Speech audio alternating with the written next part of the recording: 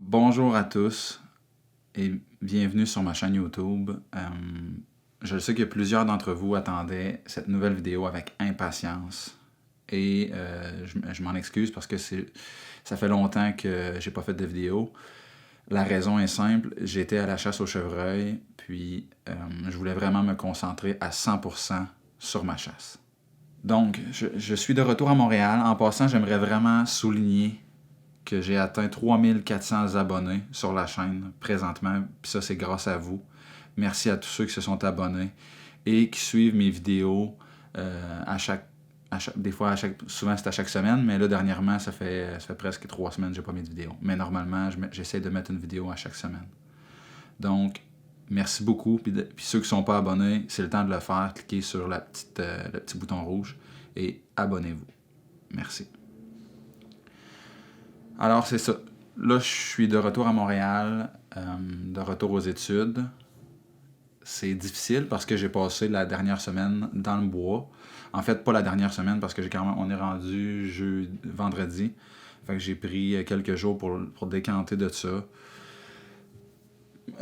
Parce que j'ai vécu des émotions fortes cette année à la chasse. Puis c'est ce que je veux vous parler dans la vidéo.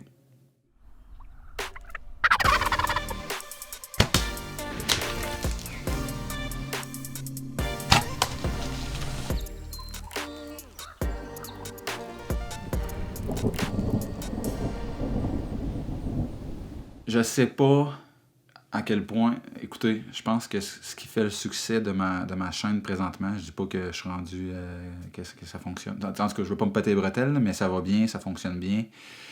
Mais je pense que c'est dû en partie à cause que je suis transparent avec vous, avec mes abonnés. Donc, je vais continuer de l'être. Cette année, j'ai vécu, c'est ça, des hauts et des bas. Donc, à ma première journée, mon hotspot que j'appelle mon spot numéro 1, j'ai chassé, au total, j'ai les heures dans mon téléphone, là, mais tout juste presque 8-9 heures dans mon Tristan. Au matin, je m'étais installé en retrait, donc pas sur mon site à pâté pour pas déranger, pour pas pousser les chevreuils à d'autres chasseurs ou peu importe, pour pas les effrayer. Et pour la fin de la journée, j'ai juste changé de Tristan. Puis là, je me suis installé à mon site à pâté. J'ai eu des femelles une bonne partie de la soirée. J'avais confiance. Puis il restait 5-10 minutes. J'entends un buck grunter, mais au loin. Fait que c'est quoi? C'est-tu un jeune mâle? Souvent, les jeunes mâles gruntent tout autant. Là. D'ailleurs, je l'ai remarqué cette saison. Puis je peux apercevoir à un moment donné le buck au loin parce que dans mon Tristan, j'ai une bonne vue dans la coulée. Puis là, il est dans son grattage, il a la tête d'un branche au-dessus du gratté. Puis là, il reprend sa marche, s'en vient, grunt, etc. Puis là, je vois le rack. Mais la dernière fois que j'ai regardé l'heure sur mon téléphone, il restait 5 minutes de chasse.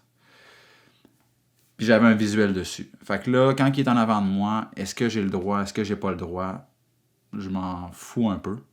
Ben, en fait, non, là, je suis vraiment sénère, mais ça reste que ce que je veux, c'est vous montrer des images.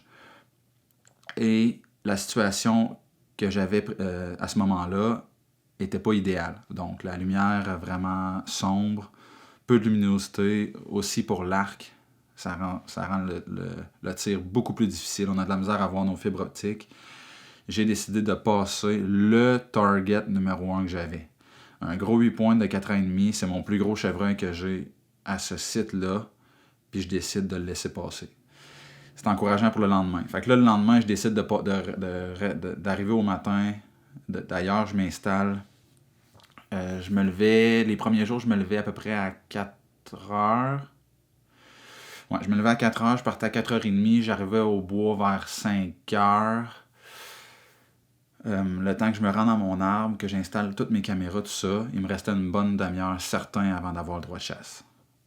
Et le deuxième matin, je me souviens, j'ai attendu 6 heures. Le soir, j'ai vu un petit buck courir après une femelle. C'est un spike. Il a grunté. Puis ce que j'ai remarqué à ce moment-là, La femelle, ça fait plusieurs fois que je remarque ça. La femelle est au site à pâté. Et le boc reste en retrait environ à 250, 200, 300 pieds de la femelle.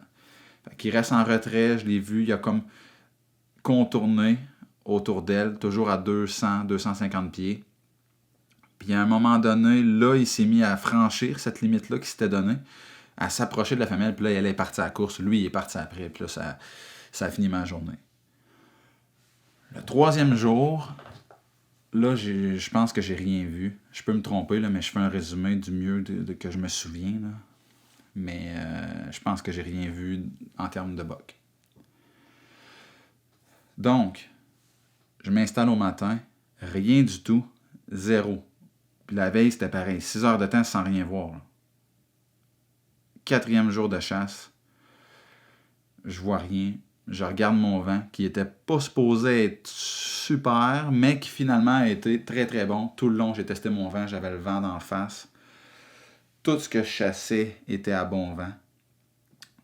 Puis, ce matin-là, mon père est venu chasser près de moi et lui, il est parti plus tôt. À 9 heures, j'ai entendu son 4 roues. Il est parti. Assez loin, là. Et je vous le jure, je m'étais dit ce matin-là que je te fais jusqu'à 10h10. Parce que on avait le droit de chasse à 6h10, puis je m'étais dit à 6h10, à 10h10, je m'en vais. Mais je t'offre toujours plus longtemps. Mais bon, 10h05, je suis debout dans mon tree stand. Pas parce que je m'en vais, parce que je suis debout. Ça m'arrive de me lever puis de m'accoter sur l'arbre à la place d'être assis. Et là, il y a un boc qui sort. En fait, non. J'entends craquer des branches un peu. Je me tourne lentement. Je vois une femelle apparaître puis on dirait que j'ai un feeling. Je le sentais déjà que j'avais un beau panache en arrière de ça. Les femelles s'en viennent d'un pas pas naturel, mais plus rapide que d'habitude. Il y a quelque chose qui les pousse, puis je le sens. Et là, j'entends grunter. Aussitôt que j'entends le grunt, je pars ma caméra, ma GoPro, tout ça. Je place ça pour avoir une shot. Je vois apparaître le bug du coin de l'œil. Mon 9 point en plein jour. Là, 10h10, c'est assez malade. Là. Il part à la course après les femelles, ce que je ne m'attendais pas du tout. Mais il s'en va se placer dans ma ligne de tir. Fait que moi, j'ai déjà mon arc. Je mets mon déclencheur dans ma D-loop. Mais là, ce qui arrive, c'est que il repart à la course après les femelles. Il vient passer environ à 15 pieds de mon stand. Juste en avant de mon stand, il passe les deux à la course. Lui, il a le panache dans son cul. Et il s'arrête dans ma ligne de tir du fond. Puis il est de dos. Fait que la caméra n'est pas placée du tout pour un tir. Je la place. Non, c'est pas vrai. J'oublie la caméra, en fait, à ce moment-là. Fait que là, j'ai mon arc et je me prépare à tirer. J'attends qu'il fasse un mouvement. Il se place un peu de 3/4. J'étire mon arc, mais il est encore trop de 3/4 pour moi. Puis là, à ce moment-là, je pense à la caméra qui est pas sur le chevreuil. Fait que là, je sors de ma position ancrée pour faire un tir. Avec l'arc étiré, je pousse ma caméra. Je replace ma position. J'attends qu'il fasse un mouvement. Finalement, j'envoie ma flèche et je l'ai touché. Mais c'est un tir qui est non mortel. Mais je vous le jure que les images que vous allez voir sont vraiment belles. C'est une expérience de plus. Ce qui est arrivé, je vais l'expliquer maintenant. Il y a 2 hypothèses possibles. Moi, je pense que c'est ma pointe de chasse. Je chasse avec des pointes rétractables et depuis 4 jours que là, j'enlève ma flèche de mon carquois, je la mets dans mon coffre d'arc en 4 roues, retourne dans mon arbre, monte l'arc avec une corde, descend l'arc au travers des branches. Je pense qu'il y a une pointe de chasse qui a peut-être ouverte, une lame de chasse qui a peut-être ouverte sur la pointe avant, au décollage, avant de toucher le chevreuil, ce qui l'aurait fait dévier. Fait que, il n'y a pas de mots. Je fais des films. Ce que je veux, c'est vous ramener des images. Écoute, là, je suis pas là juste pour vous autres, là, mais ça reste que je suis là pour mon plaisir aussi. Mais regardez, je travaille tellement fort. Je veux tout faire pour être au même moment, au même endroit avec un buck mature. Puis, je tire dans shot gros à 30 mètres en pratique. Puis là, je manque ma shot. Pourtant, plein jour, tout ça. En tout cas, très, très déçu. J'ai fait venir le chien de sang parce que, écoutez, je pense que c'est très important. J'aurais jamais été capable de pister ce chevreuil-là aussi longtemps. On l'a pisté, écoutez, presque pas de sang. Il montait des montagnes, il descendait des montagnes, il sautait des arbres, passait en dessous des arbres, puis tout ça près de 15 heures après le tir. Entre 13 et 15 heures après le tir qu'on a fait la recherche. Fait que ce chevreuil-là, le chien de sang, la personne en contrôle du chien m'a dit « Ton chevreuil est pas mortel, puis il va probablement passer au travers. » J'espère. Je l'espère de tout cœur. Ma caméra est dans le bois. D'ailleurs, je vais vous tenir au courant de ce qui est de la suite. Puis là, c'est un moment crucial parce qu'on est à la 4e journée. Puis, je viens de tirer une bête. Oui, on me dit qu'elle ne meurra pas, mais ça droppe un moral. Là. À partir de ce moment-là, ma chasse n'a pas été pareille pour le reste des journées que j'avais. Donc, la 5e journée, là, au matin, j'ai pas été chassé. Au soir, j'ai retourné au spot que j'ai tiré pour voir si j'avais pas peut-être une possibilité que ce buck-là revienne. J'aurais pu pousser encore, il restait 3 jours, j'aurais pu pousser à essayer. Là, mettons, si on est rendu à la 6e journée, on arrive à la 7e journée, les 3 derniers jours. J'aurais pu pousser pour essayer encore de peut-être déplacer un Tristan, m'installer pour un autre buck mature, mais sérieusement, j'ai eu ma chance. Et j'ai préféré laisser la chance à la relève, à Elisabelle, qui elle, n'a jamais tiré de chevreuil. Fait que j'ai décidé de l'apporter avec moi, puis d'accrocher mon arc. Fait que c'est elle qui a chassé pour les derniers jours. On a vu un petit buck ensemble. Il n'a jamais rentré à portée de tir.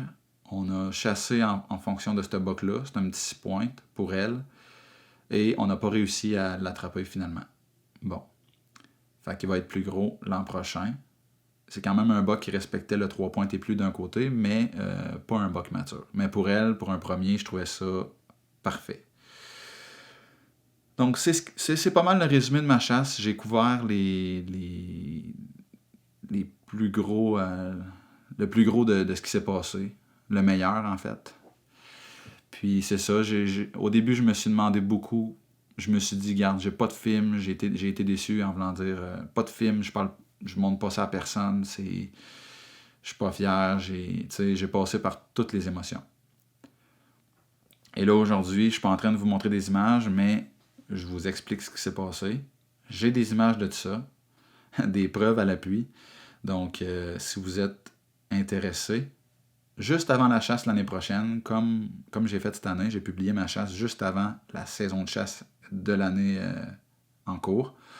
Donc l'an prochain, au mois de septembre, mois d'octobre, je vais publier ma chasse au chevreuil de cette année. Donc, continuez de me suivre et je vous remercie beaucoup d'avoir pris tout ce temps-là pour écouter ce que j'avais à dire, mon résumé de ma chasse. Et je vais faire d'autres vidéos. D'ailleurs, j'ai eu beaucoup de questions de votre part pendant la chasse. Et désolé, j'ai pas répondu. J'ai préféré vraiment me concentrer sur ma chasse. Donc, j'ai répondu à tous ceux qui m'ont posé des questions avant la chasse, mais pendant la saison, j'ai pas répondu.